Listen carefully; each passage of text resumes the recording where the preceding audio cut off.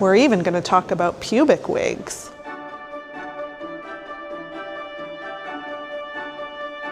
I'm Jessica, the Museum Guide, and today I'm at the National Portrait Gallery in London to talk about tortured, tragic, and salacious love stories. Now, there are a ton of different love stories I could include in this gallery, but I've just chosen a handful. As the title suggests, we've got Victorian Gothic romance, star-crossed lovers, lots of affairs, gay royals, and we'll end on a sweet note. I'm just in the Tudor gallery right now. I popped in. Just note that there's a lot of love stories I could have covered in this gallery, but since I have 2 entire videos just about the Tudor collection at the National Portrait Gallery, I'll just link those below. If you're new to my channel, welcome. I'm delighted to have you here, and I hope that you stick around and like and subscribe. If you're a regular viewer and you'd like an extra video tour every month, check out my Patreon. That's a members only platform where you can get an extra video tour every month. I save some of my favorite places for my Patreon viewers, and I love sharing videos with them. I also host an annual in-person guided tour with them every year for free. Now, some people might accuse Valentine's Day of being a Hallmark greeting card holiday, but I think it's actually quite poetic, and I'm excited to share these stories with you. Now, let's start here with 2 of my favorites. Not Lord Byron, who's behind me, but Mary Shelley here and her love, Percy Shelley. Mary Shelley, of course, is most famous for writing Frankenstein, a modern Prometheus, and Percy Bysshe Shelley was a romantic poet, famous for poems like Ozymandias. This is a tortured, scandalous love affair, if there ever was one.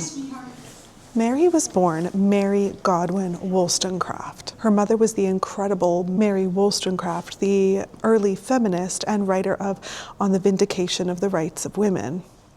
A painting of her is also here in the National Portrait Gallery. And her father was political philosopher William Godwin. Tragically, her mother died just 11 days after her birth due to complications from childbirth. She was raised by her father, who gave her a rich education at home, fueled by his anarchist political leanings. Percy Shelley, on the other hand, was born into landed aristocracy.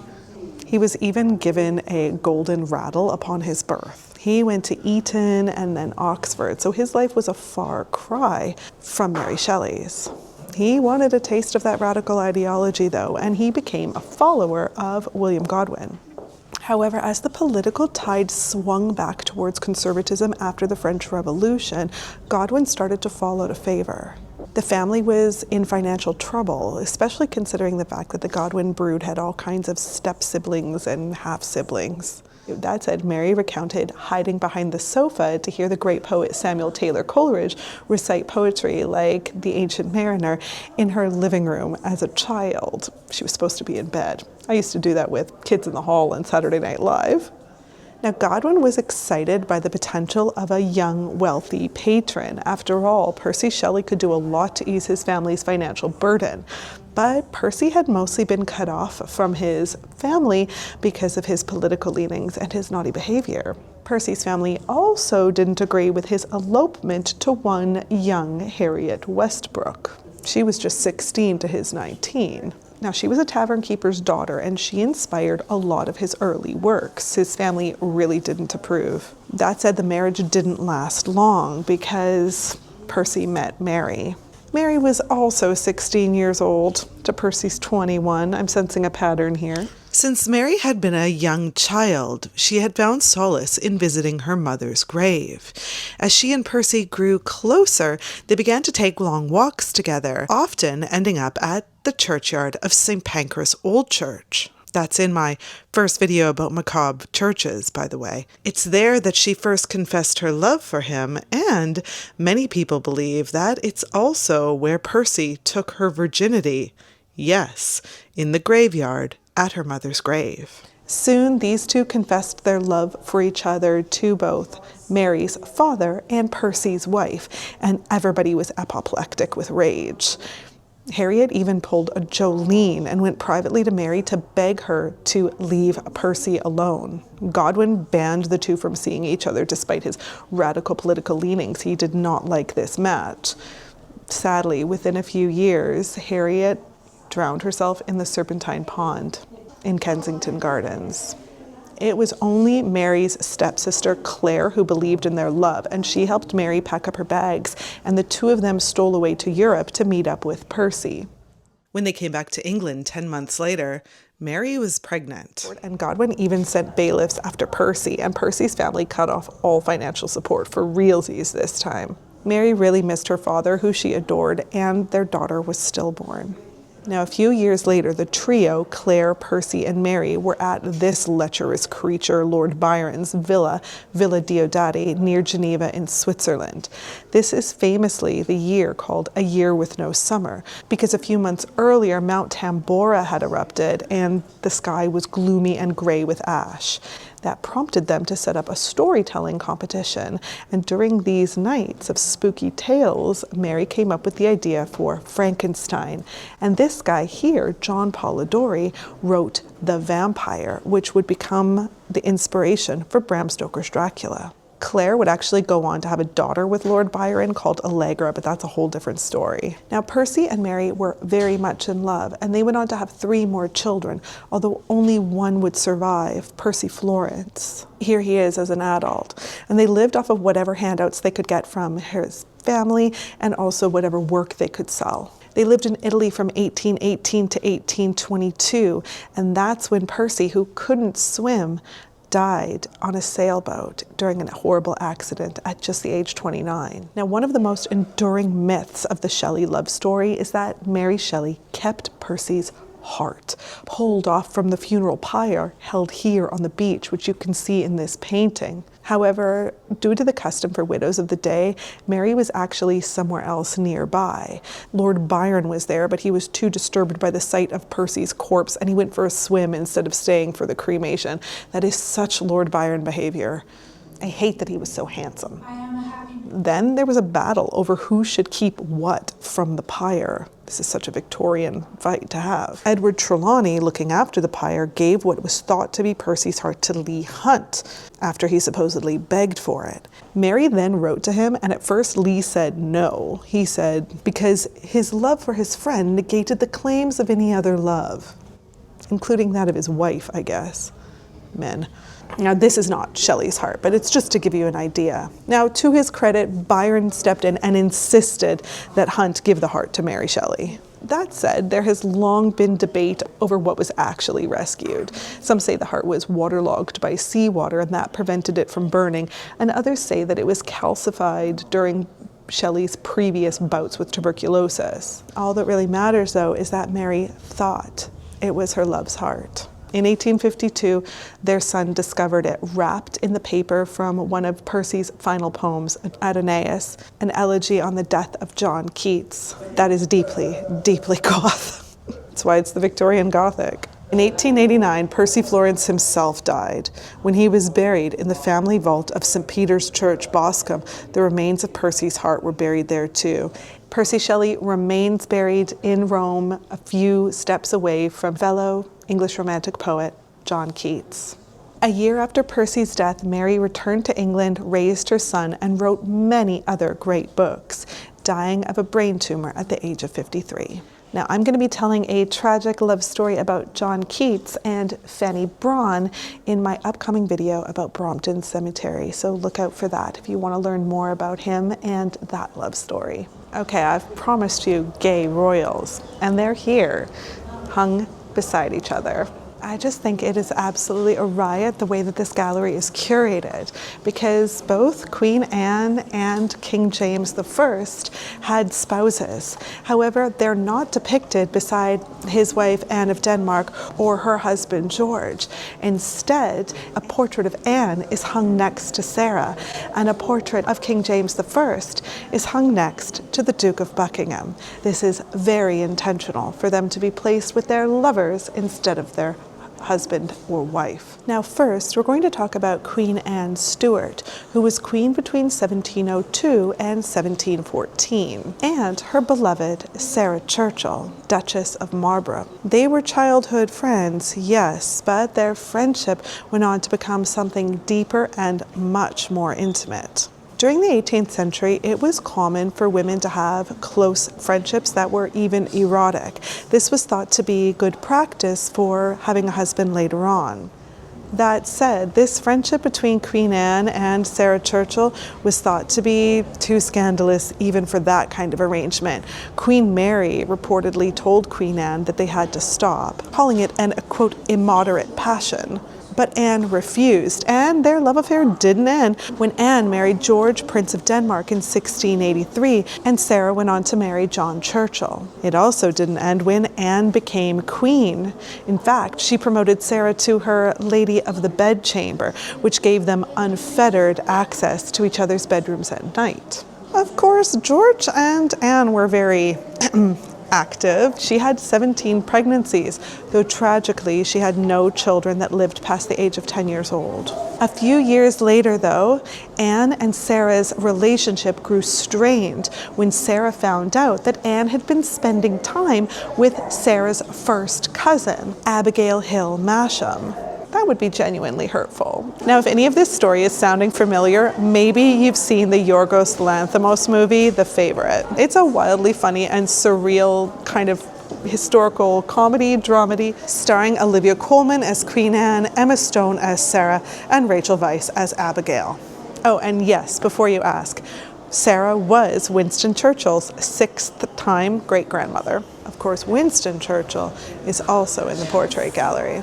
But let's go back a century before Queen Anne to these men behind me, King James I of England, James VI of Scotland, and his favorite courtier, the Duke of Buckingham. Now, King James was a pious Christian who oversaw the writing of a new Bible in English, the King James Bible. So he must have been straight as an arrow, right?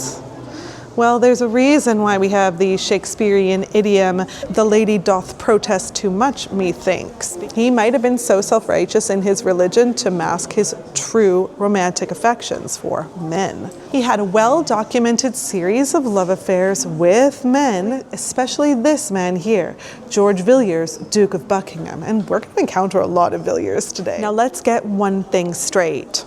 Pun intended. Both of these men had wives and children, so they were either bisexual or maybe they were just able to perform under pressure to have children. Now, it was perfectly normal to have favorites. Remember, Queen Elizabeth I had them, but it was highly unusual for a king to have as many male favorites as James I did. James loved to shower his male favorites with love, affection, titles, and wealth. Now, George Villiers, who came from a family of minor nobility, was James's favorite. He was, after all, known as the handsomest bodied man in all of England. I do think he's quite fit. When James met Villiers in 1614, his current favorite at the time was Robert Carr, Earl of Somerset. He had a type, no? Now, James's wife, Queen Anne of Denmark, now here she is, she didn't much like Carr, and she wanted to diminish his influence. She perhaps knew better than anyone that the best way to do this was with the affections of another young, handsome man. Just what her husband liked. Villiers first became the royal cupbearer. He spent a lot of time with James during his meals, and then he was knighted, and then the titles just started coming fast and loose. The king soon made him Gentleman of the Bedchamber, just like Anne did with Sarah. I'm sensing a theme here. Of course, we'll never really know what happened in the bedchamber between these men, but we do know that James was known to toast, "I love the Duke of Buckingham more than any other man," and he would say, "Just as Christ had his John, I have my George." It's really sweet. Even sweeter, we have some of James's letters to Buckingham, where James calls George Steenie. Now that's short for Saint Stephen, because Saint Stephen was said to have the face of an angel. So here we can see examples of King James appreciating George's looks, not just his company. He also called him my sweet child and my wife. In another letter, Steenie wrote about a night that they spent together in Farnham in Surrey. He said, where we lay so close together that the bed's head could not be found between the master and his dog. Let's leave it there. How many mistresses become the subject of their own massive exhibitions at the Royal Museum's Greenwich? Well, I can only think of one, and that's Emma Hamilton. Though she had a really interesting life, she is best known for her love affair with Lord Admiral Horatio Nelson, the hero of the Battle of the Nile and one of Britain's greatest naval heroes in history. She's here in room 18, which is called Portraits, Portraits, Portraits, right alongside her beloved Lord Nelson. Their affair lasted from 1799 to his death in 1805. Their paintings hang side by side, which is the way that they would have wanted it. Here we can see Emma Hamilton painted by George Romney in about 1785, and next to Horatio Nelson, painted by William Beechey in around 1800. Emma wasn't just loved by Nelson, by the way. This painter, George Romney, met her when she was only 17, and back then she was the mistress of Charles Greville. We'll bring him up again. Romney called her his muse, and he painted her more than 60 times. This portrait is one of many that Romney kept for his own personal collection, and you can really see it. There was clearly something about her doe-eyed beauty that captivated men. Now, of course, Percy Shelley and Mary Shelley, they were scandalous, but that was only within a pretty small circle. These two scandalized the entire nation. Both of them were married to other people, and Lord Nelson was a household name when their affair began. Now let's back up a bit. Emma Hamilton was born near Cheshire to a blacksmith in 1765, and her father died when she was just 2 months old, so she was raised by her mother and her grandmother. By the time she was 15, she made her way to London, and she became known as a demi-monde. These are also talked about in my video about Père Lachaise cemetery. These are women who were kind of on the periphery of high society, as they were mistresses and muses to powerful men. Sounds kind of familiar. Here she is, painted by a regular fixture on my channel, Elizabeth Vigée-Lebrun, and painted by so many others. Now remember, she was with Charles Greville for a while. Here he is, but he soon grew tired of her, and he arranged for her to spend some time with his wealthy widowed uncle. He thought he could get some money that way too. He set her up with William Hamilton, a volcanologist, classicist, and art collector, and they soon married. Now, it was in Naples when Lord Nelson went to spend time with the Hamiltons. That was in 1793, and though they were probably attracted to each other immediately, within 6 years they were engaged in an extremely passionate affair. Now, poor William seemed content to look the other way as long as Emma didn't leave him. All three actually returned to England together in 1800, and Emma was pregnant by then, but not with her husband's baby, with his. Nelson soon faced pressure to choose between his wife, Frances, and Emma. And he chose Emma. Emma gave birth to a daughter that they named Horatia, and they wrote a series of passionate and even spicy letters whenever Horatio was away at sea. Now, Nelson desperately wanted to live out and open and in public with Emma, and he was kind of able to achieve this with a cuckolded three-way living situation with William. Now, the three lived together in Merton in Surrey until William Hamilton died in 1803. At that point, Emma and Nelson began living together as a married couple in everything but name. However, Nelson had to leave for extended periods at sea, and their letters, which used to be so anguished and tempestuous, became a little bit more ho-hum, like those of a married couple. He returned to England one more time, and they actually went down to the local parish church and exchanged rings. As he sailed into battle in Trafalgar on the HMS Victory, he actually amended his will, asking the king to provide a handsome pension for his wife and daughter if something was to happen to him. Now, when news of his death reached Emma, she was understandably devastated, but she was also abandoned by the king and by Nelson's friends. She received no pension. She did, however, receive her request for Nelson's grey ponytail, and this was actually part of the display at that exhibition at the Royal Museum's Greenwich. She turned heavily to the drink and ended up in debt, even ending up with Horatia in debtor's prison. Her name was dragged through the mud by the public, and eventually in July 1814, Emma went to Calais to escape her creditors, and she died there just 6 months later. It's a tragic love story with a tragic end. Okay, now we have to have a cheeky interlude. We've had tragic and tumultuous love stories, but let's go talk about something incredibly saucy. It is always a fun day when I can talk about King Charles II, not because he was a good king, but because he was a naughty king. He was called the Merry Monarch for a reason. Now here he is on the back wall with just a few of his mistresses, and actually there's another on the wall over here, Louise Carouet. On this wall here you have Barbara Villiers. We have a lot of Villiers on our tour today, depicted kind of in a Virgin Mary pose with an illegitimate son of Charles II. I think she had 8 or 9 of them. And then below her, no hint at modesty, certainly not at Virgin Mary imagery, there's Nell Gwyn, who had 2 of the king's sons. She's just got her tatas fully out. Up in the top here, there's Catherine of Braganza. Despite the fact she couldn't have any children, it is said that the king very much loved her. But here is the king in the center. If you're ever wondering how to identify King Charles II in a portrait, just look for tights, high heels, and a wig. If you've got all 3 of those things, you're looking at Charles II. Now, this man was incredibly naughty and scandalous. He liked to have a good time. And it is said, rumored, theorized, that he used to make special wigs out of his mistress's hair, but not the hair on her head, the hair from their pubic region. This has been denied and speculated. It's said that it would take an awful lot of pubic hair to make one wig. He wore huge voluminous wigs. That said, some people believe that there is a wig made out of the pubic hair of many different mistresses.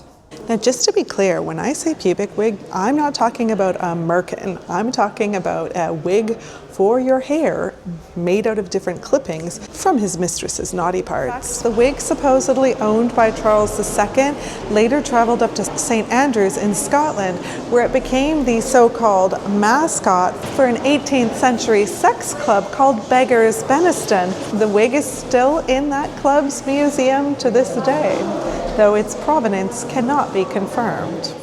Okay, behind me, this might be the opposite of a love story. Well, I guess it depends on who you're talking to, because it was a love story between 2 of them, just not the 2 that were married. This is the story of King George IV, Queen Caroline of Brunswick, and Maria Fitzherbert. Now let's talk about Caroline first. She was the daughter of Charles William Ferdinand, the Duke of Brunswick, and Princess Augusta of Great Britain. She was born in 1768 in Germany. Now, she eventually marries George, the eldest son of King George III and Queen Charlotte, and they're here in this room too. Now, we can see King George IV here in this half-finished portrait by master portrait painter Sir Thomas Lawrence. I really love half-finished portraits, and I think it's a great choice here because this truly was a man torn between his duty to the nation and his wife, Queen Caroline, and the woman who he truly loved, Maria Fitzherbert, who was not only Catholic but a divorcee on top. In his early years, George was a notorious playboy, very reluctant to settle down. He was engaged in a lot of affairs, including with Maria, and their secret marriage violated the Royal Marriages Act. It was carried out without the king's consent, and so it was null and void. Now, after this affair, Maria was cast aside, and George had a new mistress, a mother of 9, Frances Villiers, Countess of Jersey. As a mother of one, I don't know how she had time to have an affair with 9 kids. I guess a lot of nannies and help. She was described as a scintillating society woman, a mix of charm, beauty, and sarcasm. Now, it's thought that it was Frances Villiers who suggested Princess Caroline as a potential queen for George. He was next in line to the throne. That's because she said Princess Caroline had indelicate manners, an indifferent character, and a not very inviting appearance. Now, she knew George's taste, and she knew that he wouldn't be much interested in this woman, which would secure her position as a mistress for a long time to come. And she liked the money, favors, and titles that came with being the royal mistress. Now, during this time, the prince was desperate for his parents' approval. He needed them to pay off his debts, and he knew they wanted an heir to the throne. And so he agreed to this arranged marriage. But Caroline wasn't too pleased about it either. She wrote letters talking about pining for a love that she wasn't permitted to marry too. They both reluctantly agreed to this marriage, even though they were first cousins, common back then. From the time Caroline arrived, she faced an incredibly cruel reception from her husband-to-be, as well as from her mother-in-law. Over on this wall. George III apparently was very nice to her, but it just wasn't enough to make her feel welcome. They did manage to consummate the marriage though, because Caroline very soon fell pregnant. In this cartoon, we can see George depicted as Don Giovanni from Mozart's opera, dismayed by the unexpected arrival of his wife during the wedding feast. His disdain for Caroline was well known to the general public and to high society, but Caroline was no fan of him either. She said that his portraits had made him look much more flattering than he actually was, and he was very overweight and not popular with the public either. Look here, even Thomas Lawrence knows that something is wrong. Queen Caroline's wedding ring, her left hand, is shrouded in shadows and darkness. There is already trouble in the royal marriage. She was a lot more popular for her numerous charitable works, including adopting orphans and setting them up with good foster families. They did have one child, more on her soon, but the Prince of Wales' dislike for his wife grew and grew. He wanted a divorce, but the king was emphatically against it, so they negotiated a separation. Around this time, he dropped Lady Jersey. He went back to Maria Fitzherbert and other mistresses as well. And he launched an investigation into Caroline, even accusing her of adultery and questioning Charlotte's paternity. This was referred to as the delicate investigation. Worse, George kept their daughter Charlotte from her as much as he possibly could. Dirtbag. During the investigation, not only was Caroline exonerated, she became even more beloved in the public's eyes. Now, George didn't give up. He did become king in 1820 when his father finally passed away, and he did not want Caroline to be his queen. He publicly accused her of adultery again and even launched a huge trial. He even said that she had had an affair with painter Thomas Lawrence as he painted this portrait of her and Charlotte. He didn't want Caroline to be crowned queen, and he barred her from even being present at the coronation. She was so humiliated that she actually died 3 weeks later. So that's the most tragic part of the story, right? Caroline dying humiliated and alone? Wrong. Caroline actually outlived her beloved daughter. There she is, Charlotte. And at first, after Charlotte died of childbirth, George didn't even tell Caroline for months afterwards. Let's finish the tale of Maria Fitzherbert just above. A decade later, in 1830, as the king lay on his deathbed, he received a letter inquiring after his poor health from Maria. Remember, they'd been kind of on again and off again. And he never replied because he was so sick. This was said to have really devastated her because she didn't realize he was that ill. However, he did ask that her letter be put under his pillow. He also asked to be buried with a miniature of Maria Fitzherbert's eye around his neck, and that request was granted. This spawned a huge popularity of so-called lover's eye pendants. It was later discovered that King George had kept all of the letters she had ever sent him, and his brother, here he is, William IV, tried to get her to accept the title of Duchess, but she refused. She only wanted permission to wear widow's weeds. That's the 18th to 19th century name for this black crepe mourning garb that women like this wore. By the way, that lover's eye wasn't the only locket. This diamond-studded locket, featuring a miniature of then Prince George, was commissioned as a gift for Maria Fitzherbert when they had their secret wedding. It was auctioned at Christie's and it sold for over £100,000. Some heavenly music just started. Now, so far we've been up on the top floor, but I've just made my way down to floor 2 for our final story of the tour. We're ending on something a lot sweeter. We've only been talking about the tragic and tempestuous aspects of love. Let's talk more about a sweet marriage rooted in fidelity. This is a portrait by pre-Raphaelite painter Ford Madox Brown of Dame Millicent Garrett Fawcett and her husband Henry Fawcett. If you remember the name Ford Madox Brown, you might remember him from my video on Highgate Cemetery West. I visit his grave in that video. This painting was painted in 1872. That's when Millicent was a leader of a constitutional suffrage movement here in England to earn women not only the right to vote, but also the right to attend higher education. Her husband Henry was a tireless advocate for the rights of women, and not only did he support her in her mission, he made it his life's work as well. He was also blind, and we can see here Millicent sitting on the arm of his chair. She has one arm around him and the other hand is holding a letter that they're writing together. Henry dictates while Millicent writes, and we can see that the letter, fittingly, is signed by both of their names. By the way, if you recognize the name Millicent Garrett Fawcett, even if you're not a scholar of women's suffrage, it might be because she is the subject of the very first statue of a woman to be erected in Parliament Square. That was in 2018 to commemorate 100 years of women's right to vote in this country. A very beautiful and sweet love story for a change on today's tour. Well, I hope you've enjoyed our time together. Whether you've got a Valentine of your own or you're just here to enjoy tortured tales of love and lust, I hope you have a very happy Valentine's Day. I'll see you the next time I'm at the museum. I think it's quite cool that if you stand right here, you can see Ada Lovelace, Byron's daughter, and Byron right there.